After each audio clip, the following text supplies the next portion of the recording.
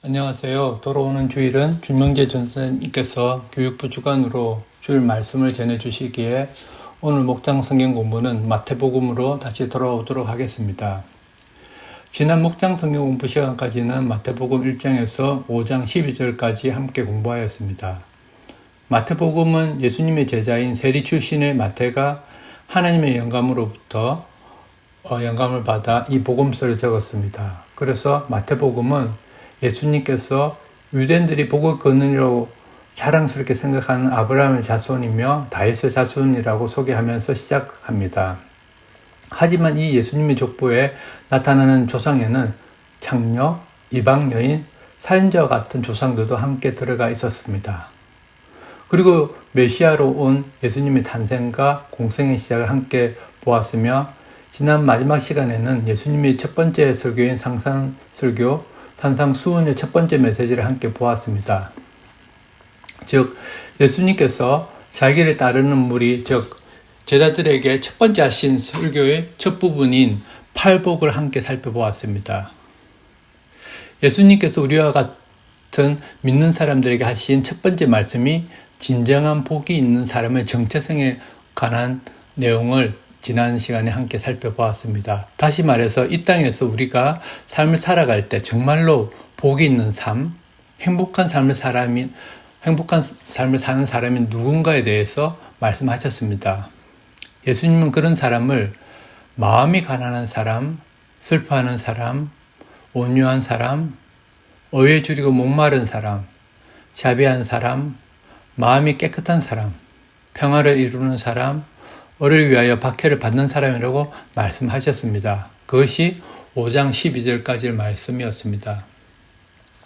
예수님께서 말씀하신 복 있는 사람은 우리가 보통 생각하는 복 있는 사람과는 아주 거리가 있음을 알 수 있습니다. 즉 하나님께서 하나님의 백성이 이 땅에서 살아가는 복된 삶의 모습은 우리가 추구하고 세상이 이끄는 삶과는 거리가 있음을 깨닫게 됩니다. 그렇게 하나님께서 원하시고 예수님께서 말씀하신 복 있는 사람의 구체적인 삶의 모습이 다음 13절에서 16절까지 나타나 있습니다. 먼저 목장 식구들과 함께 이 13절에서 16절까지 함께 읽어주십시오. 읽은 말씀처럼 예수님께서는 먼저 믿는 제자들에게 그들의 정체성에 관하여 명제로 선포하십니다. 13절에 보시면 너희는 세상의 소금이다. 그리고 14절에 보시면 너희는 세상의 빛이다 라고 말씀하십니다. 즉 우리가 하나님을 믿고 예수님을 따르는 제자로서 이 땅에 복 있는 사람의 모습은 세상의 소금이며 세상의 빛이라는 것입니다.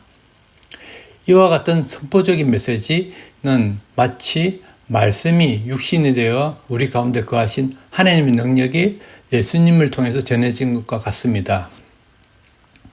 요한복음 1장 1절에서 4절에 보시면 태초에 말씀이 계셨다.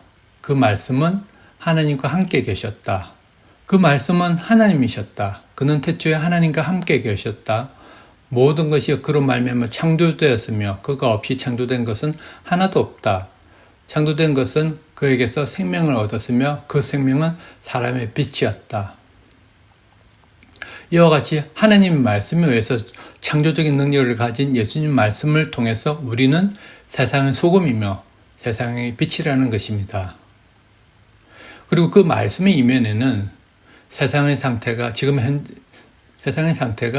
소금이 필요할 만큼 썩어 있고 세상은 빛이 필요할 만큼 어둡다라는 것을 알 수가 있습니다.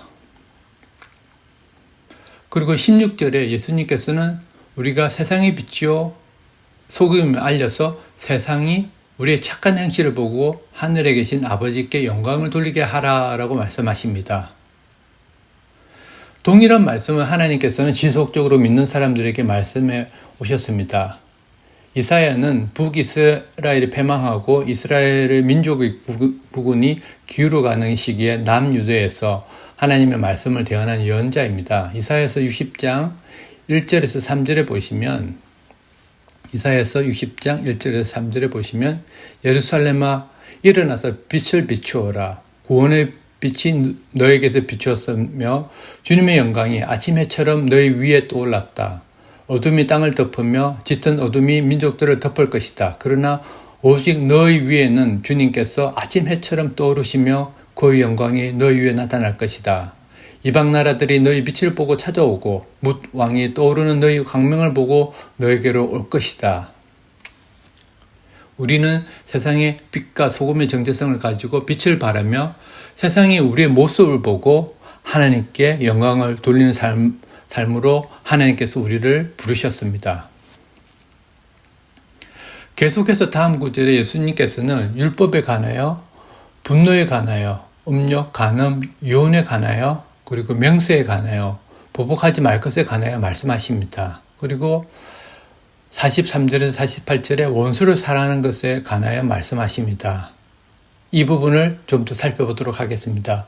예수님께서는 유대인들에게 너무나 익숙한 율법의 말씀을 먼저 인용하십니다. 43절, 내 이웃을 사랑하고 내 원수를 미워하여라 하고 말한 것을 너희는 들었다. 이 말씀은 저희가 최근에 설교 말씀 들었던 려위기 19장 18절의 말씀입니다. 하지만 예수님께서는 이 구약의 율법보다 더 급진적인 말씀을 하십니다. 44절, 그러나 나는 너에게 말한다. 너희 원수를 사랑하고 너희를 박해하는 사람을 위하여 기도하여라. 예수님께서는 원수를 사랑하라고 명령하십니다. 우리가 어떻게 원수를 사랑할 수 있겠습니까?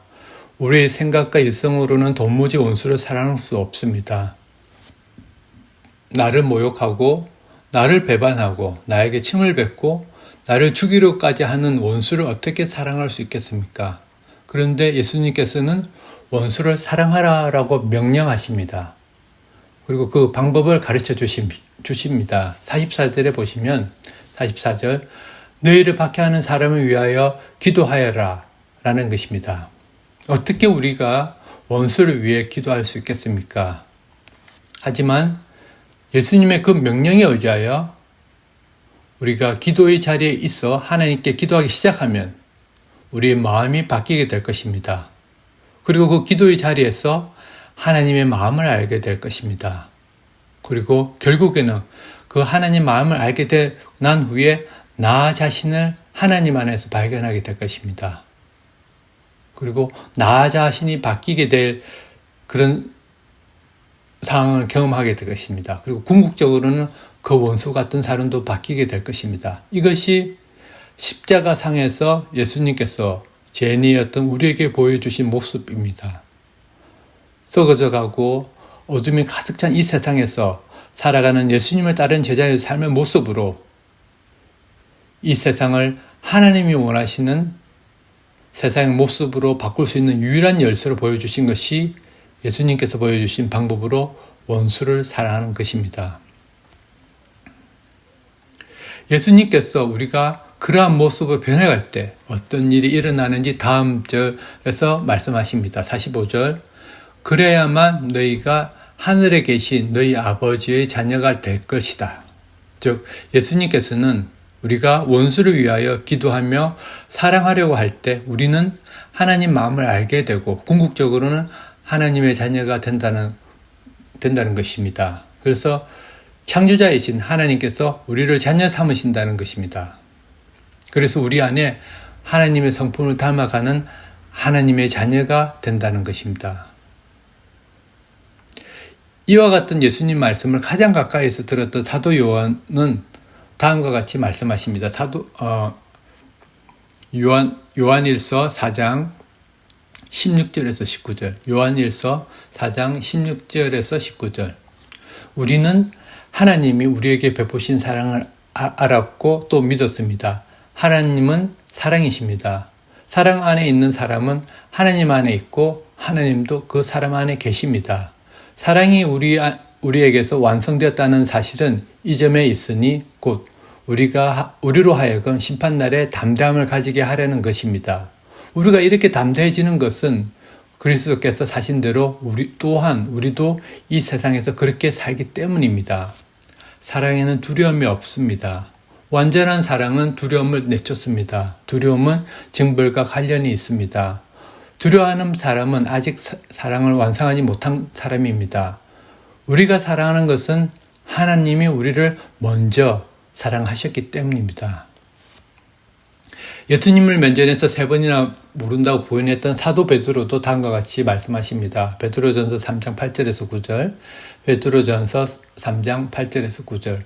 마지막으로 말합니다. 여러분은 모두 한 마음을 품으며 서로 동정하며 서로 사랑하며 자비로우며 겸손하십시오. 악을 악으로 갚거나 모욕을 모욕으로 갚지 말고 복을 빌어 주십시오.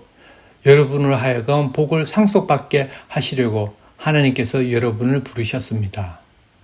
이 말씀을 매주일 예배 마지막 파송 기도문에서 듣는 말씀입니다. 사도 베드로는 우리가 이렇게 부르심 받아 살 때 복을 상속받는다라고 말씀하십니다. 오늘 본문 46절 47절에는 진정한 사랑에 대해서 부연 설명하고 있습니다. 46절 너희를 사랑하는 사람만 너희가 사랑하면 무슨 상을 받겠느냐? 세리도 그만큼은 하지 않느냐? 또 너희가 너희 형제 자매들에게만 인사를 하면서 지내면 남보다 나을 것이 무엇이냐? 이방 사람들도 그만큼 하지 않느냐? 즉 너희가 사랑하는 사람만 사랑하는 것은 진정한 사랑이 아니다라고 말씀하십니다. 그리고 예수님께서는 우리가 진정으로 사랑하게 될 때 어떠한 변화가 있는지 오늘 본문 48절을 말씀해 주십니다. 48절 그러므로 하늘에 계신 너희 아버지께서 완전하신 것 같이 너희도 완전하여라. 다시 말해서 우리가 사랑할 때 우리는 하나님의 사랑으로 온전하여질 것이라고 말씀하십니다. 이를 사도 바울은 에베소서에서 다음과 같이 말씀하십니다. 에베소서 4장 13절 그리하여 우리 모두가 하나님의 아들을 믿는 일과 아는 일에 하나가 되고 온전한 사람이 되어서 그리스도의 충만하심의 경지에까지 다다르게 됩니다. 이를 에베소서 4장 13절을 개역 개정에 다음과 같이 표현하고 있습니다. 우리가 다 하나님의 아들을 믿는 것과 아는 일에 하나가 되어 온전한 사람을 이루어 그리스도의 장성한 분량이 충만한 데까지 이르리니 즉 우리가 온전한 사람이 되어서 그리스도의 장성한 분량까지 그리스도의 충만하심의 경지까지 이르게 된다는 것입니다. 그것은 우리가 원수를 위하여 하나님의 마음을 품고 기도의 자리에 섰을 때 시작된다는 것입니다. 오늘 목장 성경 본문은 여기까지입니다. 하늘 복 많이 받으세요.